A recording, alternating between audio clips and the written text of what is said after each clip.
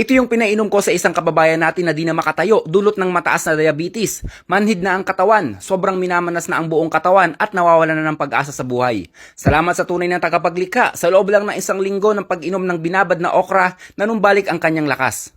Ito din yung pinayo ko sa kababayan natin na 5 araw nang hindi makadumi at muntik pang maoperahan. 5 baso pa lang naiinom niya na ilabas niya na kaagad ang dumi sa kanyang katawan. May 64 years old din na 5 taon nang di makapaglakad ng walang tungkod dahil sa rayuma. Matinding rayuma, halos di na maunat ang braso. Sa loob lang ng 2 linggo, naging okay na ang kanyang paglakad. Kung may diabetes, mataas na blood pressure, rayuma, nako, napaka-basic lang yan sa okra. Sundin nyo lang ang nasa video, option nyo kung lalagyan nyo ng pipino. Pero mas maganda kung may pipino dahil ang pipino ay nalalabanan niya ang dehydration o kakulangan ng tubig sa ating katawan.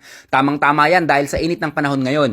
Kung sustansya ang pag-uusapan ay halos parehas lang ng sustansya ng okra ang sustansya ng pipino. Pag pinagsama nyo ang dalawang ito, mas doble ang kanilang bisa. Nasubukan na ito ng buntis nating kababayan na may diabetes, mataas na blood pressure at naging maayos ang level ng kanyang asukal sa dugo sa mabilis na panahon lamang. Ibabad lang ng 6 hanggang 12 oras sa kainumin. Maganda kung araw-araw kung gusto nyong mabilis guminhawa ang inyong pakiramdam. Pagkatiwalaan nyo ang kombinasyon kong ito, safe at pure organic. Basta ako nagkombinasyon ng herbal, garantisado at epektibo. At yan ay 1 minutong dagdag kaalaman.